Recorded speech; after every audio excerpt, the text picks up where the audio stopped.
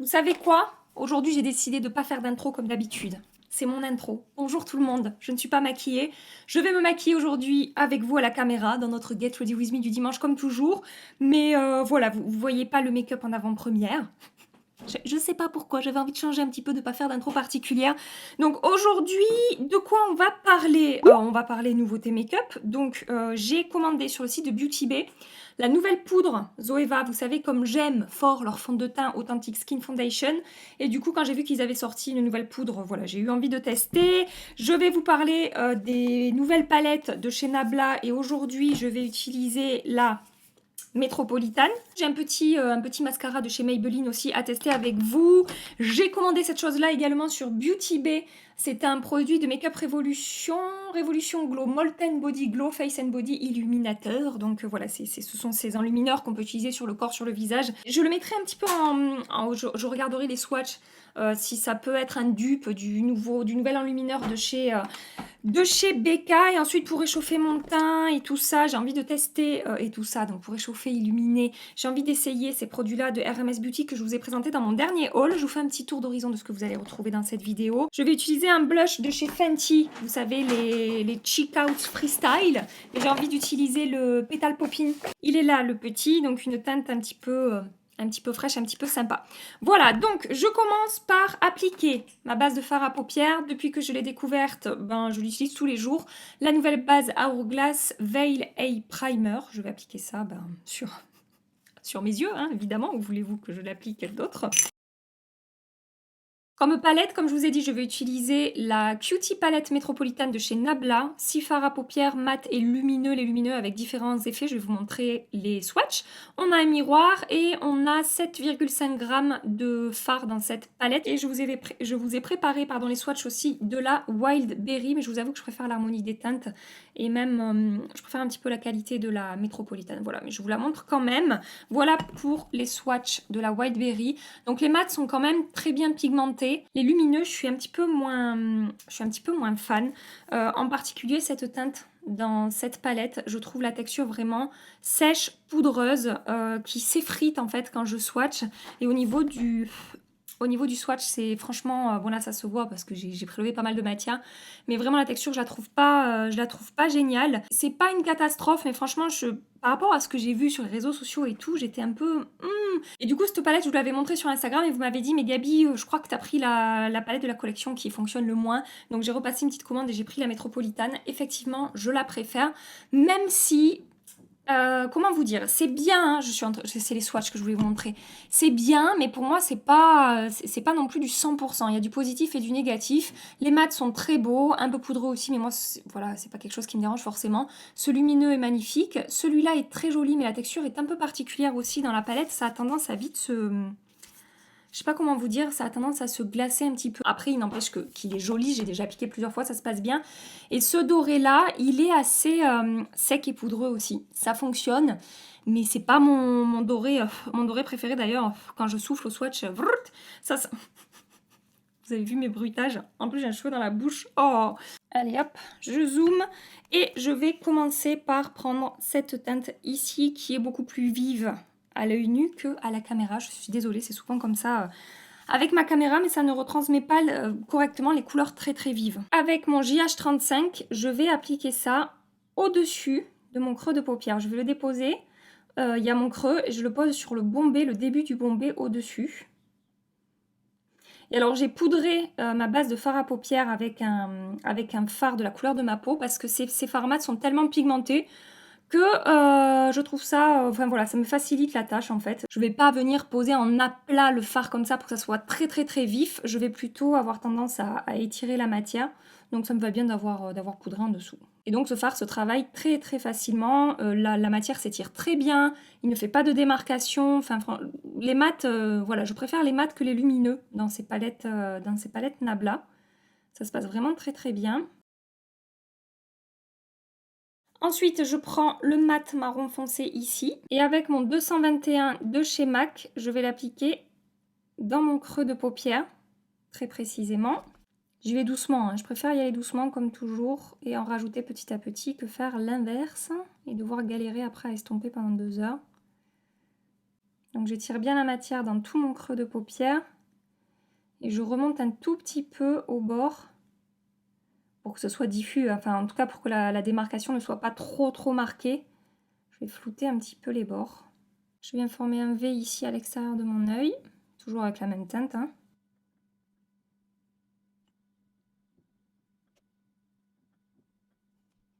Toujours avec la même teinte, j'ai changé de pinceau, j'ai pris le JH 37 de chez Morphe et Jaclyn Hill et je vais intensifier un petit peu plus mon coin externe, maintenant que j'ai travaillé mon creux comme je voulais. Je viens tapoter ça dans mon coin externe du coup.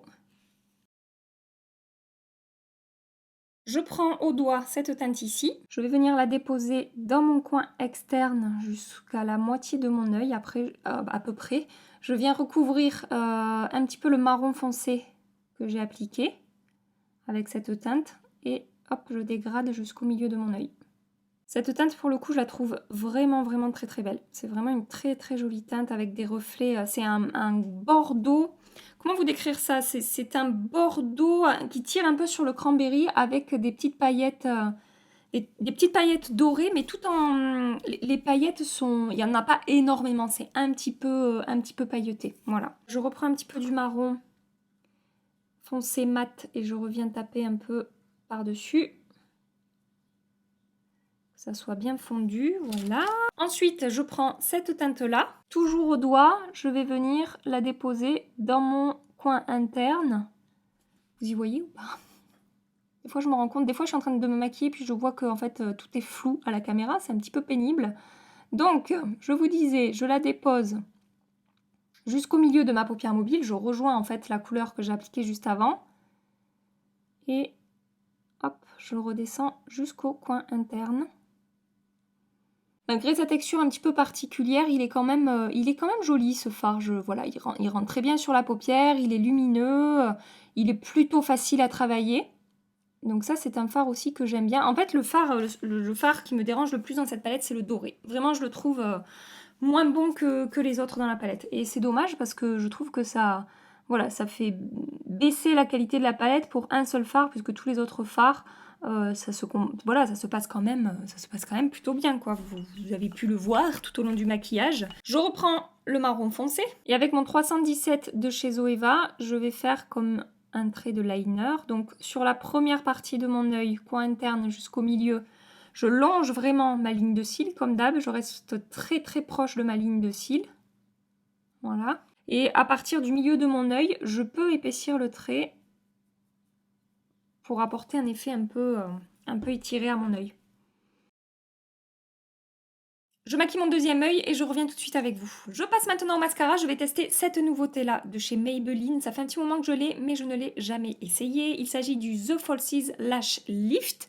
Dites-moi si vous avez testé ce produit. J'en ai pas trop entendu parler. Je ne l'ai pas trop vu passer voilà, sur les réseaux sociaux, sur les chaînes YouTube, etc. Alors la brosse, on est de nouveau sur ce genre de brosse là. Je crois que c'est la grande mode de ces brosses. Ça me fait penser à nouveau au Better Than Sex, à celui de chez Anastasia, le Lash Brag. Ça me fait penser au Paradise Extatique de L'Oréal. Alors je me souviens plus des promesses de ce mascara. Ça n'est pas écrit dessus. Donc on va voir. On va voir en tout cas. Même si je ne connais pas les promesses, on va voir le résultat. De toute façon, c'est le plus important. Alors mon petit, qu'est-ce que tu as dans le ventre? Bon, gardez en tête que j'ai quand même déjà des cils qui sont, comment dire, qui sont assez longs naturellement. Donc ça me facilite la tâche avec les mascaras. Alors ce qui est sûr déjà, c'est qu'il ne fait pas de paquet. La brosse est bien nettoyée quand on la sort du... Enfin, voilà, n'a pas d'excédent de produit quand on la sort du tube. Je ne suis pas transcendée. Ça m'a apporté de la longueur, mais je trouve pas que ma ligne de cils soit étoffée, soit épaissie en fait. Dernièrement, j'ai testé le mascara Anastasia, vous savez. J'ai eu un coup de cœur pour ce mascara, le Lash Brag. Je vous en ai beaucoup parlé ces derniers temps. Et ça a été dès la première application. Vous voyez, quand j'ai un mascara qui me plaît en général, dès la première application, je me dis waouh, celui-là, il en a sous la pédale. Ouais, non, je suis pas fan, je suis pas très fan. Pour le teint, alors pour le teint, fond de teint et base, je vais appliquer des produits que je connais, puisque j'ai une poudre à tester et que je veux vraiment voir ce que va donner la poudre sur ma peau. Donc en accéléré, je vais appliquer ma base Original Skin de chez Origins et le fond de teint Zoeva Authentic Skin Foundation que j'ai en teinte 040 W. Voilà.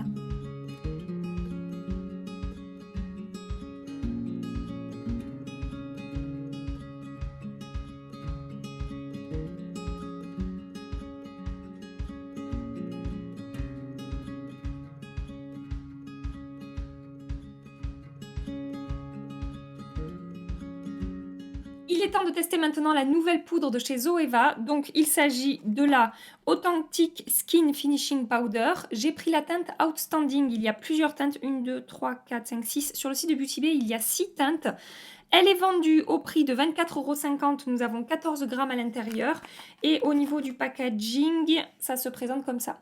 Donc en fait, c'est assez pratique pour voyager puisqu'on a quand on referme le bouchon, le capuchon, on a ça qui coince le tamis et ce qui fait qu'on ne se retrouve pas avec de la poudre partout. Donc c'est une poudre qui est apparemment extrêmement fine, donc qui va complètement se fondre à la peau, être imperceptible sur la peau et qui va matifier, contrôler l'excès de sébum tout au long de la journée, mais tout en légèreté et sans effet plâtre, sans effet épais sur la peau. Je vais l'appliquer comme toujours. Je suis désolée, hein, mais j'aime appliquer mes poudres à l'éponge, donc c'est ce que je vais faire aujourd'hui. Et je vais commencer par l'appliquer sur ma zone T.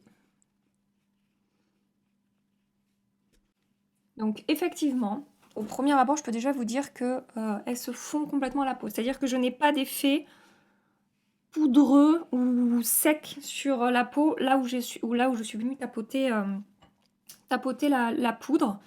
C'est complètement... ouais, ça se fond complètement. Ça, c'est certain. Ça matifie, hein, je le vois là où je l'applique. Ça... Alors, ça ne plombe pas. On voit un petit peu, vous voyez, on voit un tout petit peu d'éclat au travers. Je n'ai pas d'effet plâtre. Non, elle est complètement fondue. Alors ça, pour le coup, je peux pas le nier. C'est complètement imperceptible. Et elle a eu tendance à lisser un petit peu mes pores. Là où je l'ai appliqué, enfin là où j'ai des pores un petit peu apparents sur les ailes de mon nez. Donc ça, c'est bien. Après avoir, voilà. Si je brille dans 2 heures, c'est un échec pour moi. Mais en tout cas, l'application, je la trouve vraiment jolie. Ça, je peux pas le nier. Et je suis en train de me dire que j'ai appliqué de la poudre sur tout mon visage alors que je voulais appliquer des produits crème. Voilà. J'avais envie de tester avec vous aujourd'hui non, c'était pas celui-là, c'était celui-là. Un produit de RMS Beauty. C'est le Buriti Bronzer que je vous ai présenté dans mon dernier haul. On est sur un bronzer crème. Au niveau de la teinte, ça donne ça. C'est très joli, ça n'est pas trop orangé. On a un petit peu de lumière. La texture a l'air vraiment comme j'aime, un petit peu en transparence. On va voir ce que ça va donner. Je prends mon 106 F106 de Urban Decay, je sais, il est introuvable. Ce pinceau, on ne le trouve plus, mais c'est mon pinceau préféré. Sinon, vous avez le 122 de chez Zoeva qui est encore disponible. Je crois qu'il était dispo sur Beauty Bay il y a quelques temps, sur le site officiel de Zoeva. Enfin, voilà. On peut le trouver. Je tapote sur ma main pour enlever l'excédent. Comme toujours, je préfère y aller petit à petit. Et je vais venir le travailler. J'ai peur. Je vais essayer d'y aller vraiment en douceur. Enfin, j'ai peur. Non, c'est pas grave. Hein. Si je bousille mon maquillage, je m'en remettrai.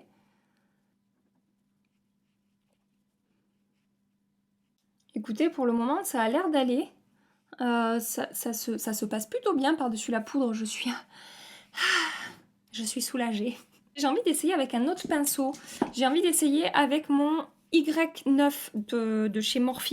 Voir si avec un pinceau un peu plus... Enfin, qui n'est pas un stippling brush, est-ce que ça va marcher ou pas. En tout cas, la teinte est plutôt jolie. On est sur un bronzer, comme je vous ai dit, qui n'est pas trop orangé, qui est même plutôt un peu marronné. C'est presque un bronzer qui pourrait faire office de blush, en fait. Vous voyez, j'ai l'impression que presque ça m'a apporté aussi un peu, au-delà de réchauffer mon teint, ça m'a apporté aussi un peu de couleur, un peu de vie. En fait, j'ai switché de pinceau parce que mon stippling brush, il a des poils plus denses. Et j'avais peur que ça déplace un petit peu plus la matière. Et je voulais quelque chose avec des poils un peu moins denses, en fait. Un peu plus fluffy. Et ça fonctionne très bien. Il est pas mal ce pinceau, je l'aime bien pour les produits crème aussi.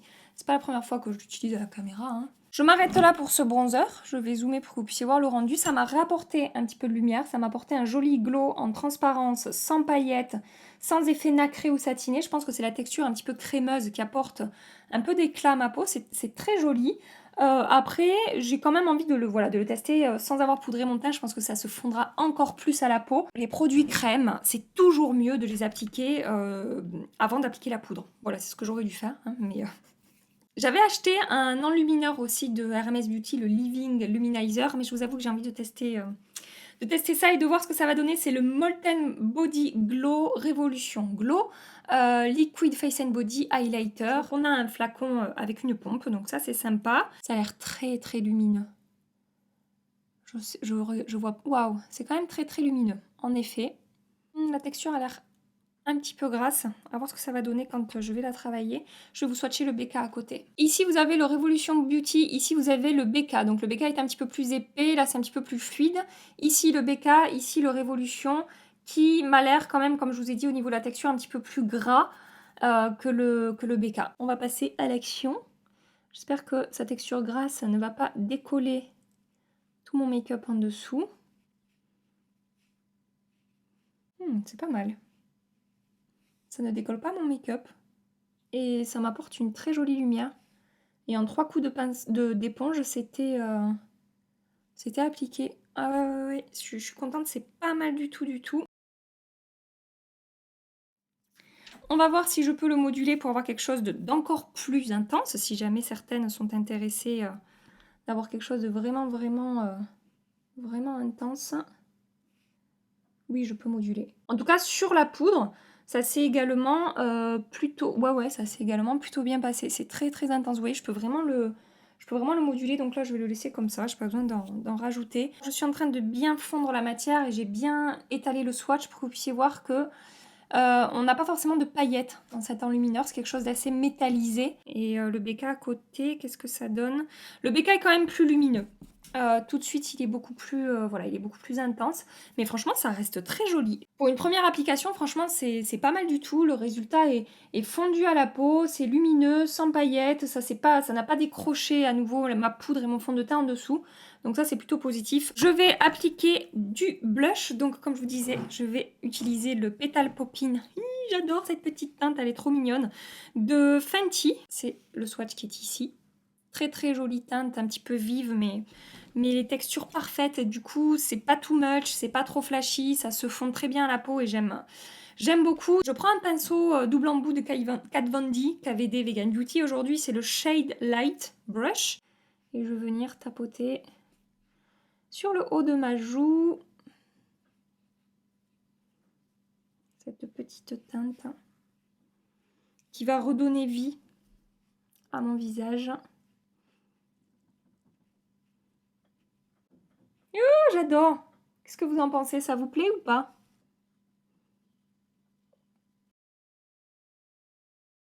Le blush Fenty, je savais que par-dessus les poudres, il n'y a pas de problème puisque j'ai déjà testé. Vous m'aviez posé la question. Donc voilà, ça se passe très bien. Après, c'est pareil, je préfère toujours l'appliquer avant la poudre. Vraiment, j'ai pas réfléchi là. J'étais à fond dans mon test de poudre. Et je me suis dit, vas-y, applique-en partout. Et franchement, cet enlumineur Révolution Glow, comme il l'appelle, je suis contente. C'est très joli. Je pense qu'on tient quelque chose. Je ne l'ai pas essayé sur le corps encore. Je suis en télétravail. Je sors pas trop de chez moi parce que je sors pas trop de chez moi, tout simplement. Et du coup, voilà, je me suis pas tartiné les gambettes ou les épaules ou quoi d'enlumineur. Mais en tout cas, vu comme il se comporte sur mon visage, je pense que ça peut très bien fonctionner sur le corps. Si vous avez la peau bien hydratée avant, ça sera toujours plus facile.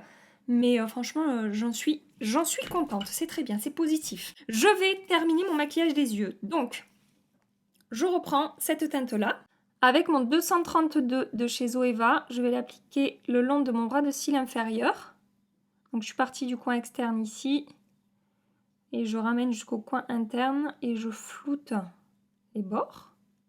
Je prends cette teinte-là. Avec un pinceau crayon de chez MAC, la référence est effacée, il me semble que c'est le 210. Je viens flouter mon ras de cils, là, ma ligne de cils. Hop. Je prends maintenant le doré. J'ai pris un pinceau biseauté qui n'a pas de référence, je suis désolée, il est vieux comme le monde, ce pinceau. Et je vais en appliquer en partant du coin interne. Et après, après ça marque bien quand même. Hein. Je suis pas fan de la texture, mais si on fait attention, franchement, regardez comme ça ressort bien sur ma peau. Non, elle est quand même très jolie cette petite palette. Je chipote. Enfin, je chipote, je sais pas comment vous dire. La texture, elle n'est pas parfaite, mais les fards se comportent très bien, ils sont très bien travaillés. À chaque fois que j'ai utilisé, j'ai beaucoup aimé le rendu du make-up que j'ai réalisé. Donc voilà, c'est pas du 100%, mais quand même, on est sur une jolie palette. Je peux pas dire le contraire. Et pour finir, je prends cette teinte-là. Et avec mon 237 de chez Zoeva, je vais déposer une pointe. Comme ça, j'aurai utilisé toutes les couleurs. Oui, je suis contente. J'ai utilisé toutes les couleurs et c'est pareil, regardez, ça ressort très bien. Après, comme d'habitude, hein, j'essaie vraiment de vous donner toutes les caractéristiques, toutes les... Comment dire, tout ce que je remarque au niveau de la texture, au niveau du rendu, au niveau des swatchs, au niveau de la manière dont on va ressortir la teinte sur les yeux. Et après, c'est à vous de voir ce que vous avez envie de faire, si vous avez envie de craquer sur cette palette ou pas. Juste, je veux appliquer du mascara. Et pour terminer sur mes lèvres, je vais appliquer un produit de chez Dior qui n'est pas une nouveauté, mais que j'avais vraiment envie d'essayer. C'est le Lip Maximizer que j'ai en teinte 12 Rosewood. Il y a un petit effet mentholé dans ce produit. Et c'est vraiment quelque chose qui va être léger, nude, en transparence, un peu glossy. Ouais, il y a un effet mentholé. Clairement, si vous n'aimez pas les effets mentholés, ne vous tournez pas vers ce produit. C'est la couleur de mes lèvres en plus glossy, un tout petit peu plus marqué. Et la texture est assez agréable. Bah, écoutez, c'est joli. Je vous zoome pour que vous puissiez voir le résultat final de ce make-up. Donc le make-up des yeux, j'aime beaucoup. J'aime vraiment beaucoup, il n'y a pas à dire. L'harmonie des teintes dans cette palette est très belle. Au niveau du teint, la poudre s'est très bien comportée comme je vous ai dit. À voir sur la tenue, mais on ne voit rien sur ma peau. On dirait que... Bon, on dirait pas que j'ai appliqué de poudre, en fait, elle s'est vraiment très bien fondue. Et pour le reste, écoutez, je vous ai également donné mon avis, je vous ai dit que j'aimais beaucoup pour l'instant. À part le mascara, c'est ça. À part le mascara qui ne m'a pas emballé. Mais pour le reste, franchement, c'est... Dites-moi ce que vous en pensez. J'aime beaucoup. J'aime beaucoup mon make-up pour le moment. J'espère revenir ce soir et vous dire la même chose, vous dire que ça a bien tenu et que cette poudre s'est bien comportée. Je reviens tout à l'heure pour vous montrer tout ça. Mouah. Alors... me revoilà, ça fait un petit peu plus de 9 heures que je porte ce maquillage et je n'ai fait aucune retouche. Je vais commencer par le maquillage des yeux. Comme vous pouvez voir, ça n'a absolument pas bougé. L'intensité est toujours là, toutes les teintes sont en place, ça n'a pas migré. Le seul truc que je remarque avec cette palette Nabla, c'est que la teinte pailletée, la lumineuse que j'ai appliquée dans le coin interne, celle-ci, elle peut avoir tendance à faire un tout petit peu de chute au cours de la journée sur le teint. Donc un spray fixant pour l'appliquer ou une colle à paillettes, ça fonctionnera très bien. Il y en a à peine, hein, il y en a 2 ou 3, franchement je chipote un petit peu, mais quand même, je peux remarquer 2-3 paillettes sur le haut de mes joues. Après pour le reste, donc le mascara, j'ai un petit peu de transfert, un tout petit peu. J'ai un tout petit peu de transfert au-dessus de la teinte rose là que j'ai. C'est pas énorme, mais ça a quand même un petit peu transféré. Mais comme je l'ai dit, ce mascara, c'est pas non plus... voilà, j'ai pas un coup de cœur particulier. C'est pas une cata, c'est pas non plus un coup de cœur. Pour ce qui est du teint maintenant, blush, bronzer et highlighter. Je pense que... c'est joli ça. Je pense que vous pouvez voir que ça a... très bien tenu. Franchement, bronzer, blush, highlighter, tout est en place. Ça n'a pas bougé, ça ne s'est pas estompé. Je n'ai pas de traces de doigts alors que je touche quand même un petit peu mon visage. Moi, au cours de la journée, je suis quelqu'un qui se touche le visage. Et maintenant, pour ce qui est de la poudre. Donc, je n'ai pas fait de retouche de la journée et j'ai appliqué un fond de teint, qui est le fond de teint Zoeva, qui est un fond de teint lumineux. Je trouve que c'est plutôt pas mal. Maintenant... c'est peut-être pas la poudre qui va le mieux matifier ma peau, pardon. Par contre, je n'ai aucun effet de matière sur ma peau. Ça, je veux dire, le rendu sur ma peau est vraiment très joli. J'ai rien qui est marqué, rien qui est amplifié, ça ne s'est pas séparé de ma peau. Enfin, vraiment là, le rendu sur ma peau, c'est tout fondu. C'est assez joli. Je brille quand même un petit peu plus qu'avec par exemple ma poudre de chez Tarte, la Shape Tape Setting Powder. Si vous avez vraiment la peau grasse, je ne pense pas que cette poudre vous conviendra en termes de contrôle de sébum au cours de la journée. Maintenant, si vous avez la peau avec quelques brillances, peut-être c'est une poudre qui peut vous convenir parce que je trouve que sur la peau, au moment de l'application ou en fin de journée, elle a un très très joli rendu. Je me dis que sur des fonds de teint, comme par exemple le Make Up Forever, qui est plus matifiant, ou le Naked Skin de chez Urban Decay, ce type de fond de teint qui sont moins lumineux que le Zoeva, ça peut vraiment être une très très belle poudre. J'ai hâte de la tester sur ces fonds de teint, évidemment je vous le redirai pareil dans le commentaire épinglé. Peut-être que cela, si je devais sortir de chez moi, je referais juste ça en fait sur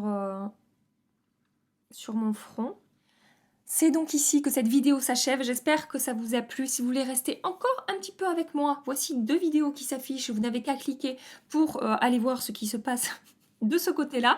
En attendant ma prochaine vidéo, je vous fais des milliards et des milliards de bisous. Mouah. Prenez soin de vous et à très bientôt. Bye bye.